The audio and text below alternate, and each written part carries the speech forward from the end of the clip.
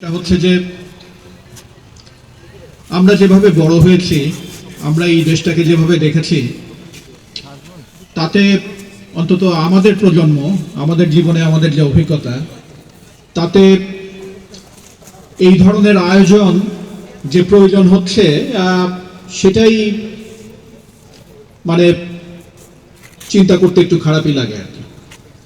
কারণ এই শপথ বাক্যে যে সমস্ত কথাবার্তা লেখা আছে, বাংলাদেশের বিপুল পরিমাণ মানুষ কোনো রকম শপথ ছাড়াই সারা জীবন এসবেরই চর্চা করে এসছে, এবং আমাদের কখনো সচেতনভাবে নিজেদেরকে অসাম্প্রদায়িক প্রমাণ করার প্রয়োজন পড়েনি। আমরা আমাদের জীবন দিয়ে, আমাদের দৈনন্দিন জীবনের চলাফেরা, আমরা মানুষের সাথে যেভাবে মিশেছি, আমাদের নতুন করে আসলে কোনো কিছু প্রমাণ করার কখনো প্রয়োজন হয়নি আর কি। কিন্তু আজকে একটা বিশেষ প্রেক্ষাপটে আমাদের এই প্রিয় মাতৃভূমি নানান দিক থেকে আক্রান্ত হচ্ছে, এবং এটা খুব অন্যায় হচ্ছে আমাদের উপরে। আমরা যা না, আমাদেরকে তাই বলা হচ্ছে, এবং বেশ জোরে সোরেই বলা হচ্ছে। কাজে একটা প্রতিবাদের প্রয়োজন আছে,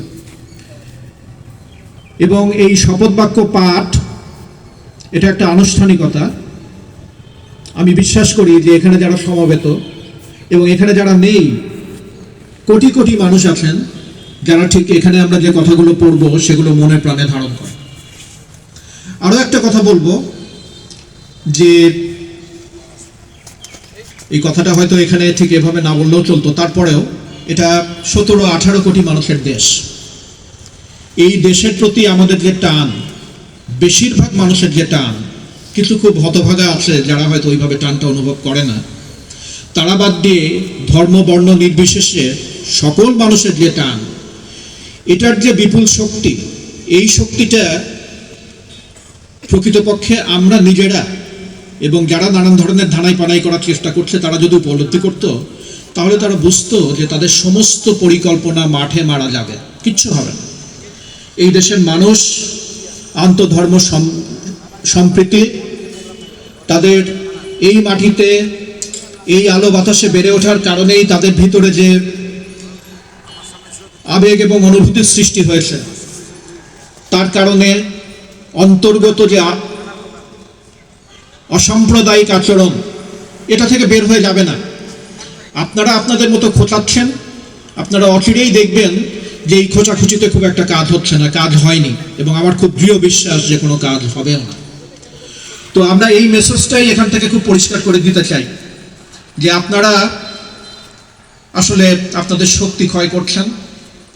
আমরা বাংলাদেশি, বাংলাদেশের মানুষ, সকল ধর্মের মানুষ, আপনারা আপনাদের মতো ফাঁদ পাততে থাকুন, নিজেদেরকে ছোট করতে থাকুন, আমরা আমাদের জায়গা থেকে সরব না ইনশাআল্লাহ।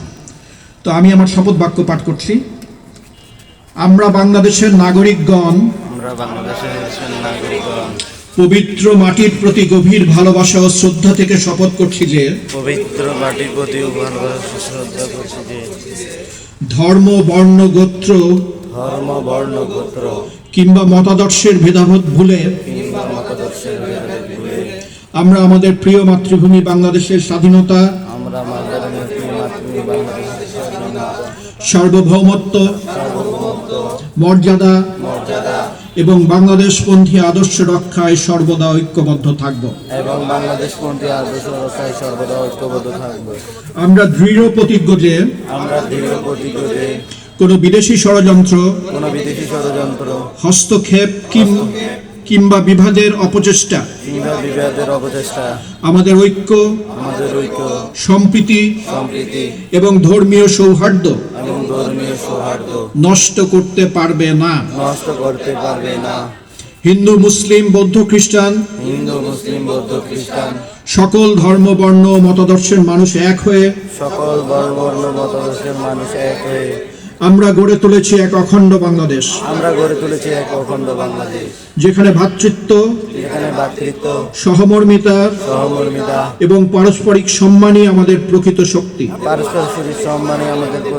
এবং কোন ধরনের ষড়যন্ত্রই আমাদের দৃঢ় ঐক্যকে বিচ্ছিন্ন করতে পারবে না। আমাদের ঐক্যই আমাদের প্রধান শক্তি। আমরা শপথ করছি আমরা শপথ করছি জাতির শান্তি, জাতির শান্তি, সৌহার্দ্য, সৌহার্দ্য, ধর্মীয় সম্প্রীতি ও মর্যাদা রক্ষায় ধর্মীয় সম্প্রীতি ও মর্যাদা রক্ষায় আমরা সর্বদা প্রস্তুত থাকব। আমরা সর্বদাই প্রস্তুত থাকব। প্রিয় বাংলাদেশ, প্রিয় বাংলাদেশ, তোমার স্বাধীনতা এবং মর্যাদা রক্ষায় তোমার স্বাধীনতা এবং মর্যাদা রক্ষায় আমরা সর্বোচ্চ ত্যাগ স্বীকার করতেও প্রস্তুত আছি। আমরা সর্বোচ্চ ত্যাগ স্বীকার করতে প্রস্তুত আছি।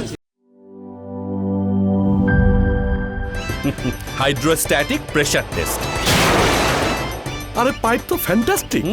Impact test. দেখেন কত চাপ নেয়, প্রেসার যতই হোক এই পাইপ ভাঙবে না। মাটির 1250 ফুট পর্যন্ত গভীর চাপ নিতে পারে আরএফএল ইউপিভিসি গ্লাস পাইপ। পাইপের বস, না কিনলে লস।